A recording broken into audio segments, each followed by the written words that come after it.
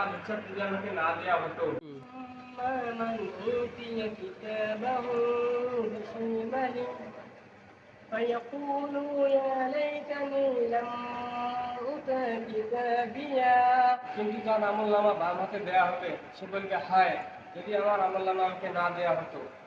ولم أدر ما حسابيا হায় আমার ইচ্ছা যদি আমাকে না দেয়া হতো।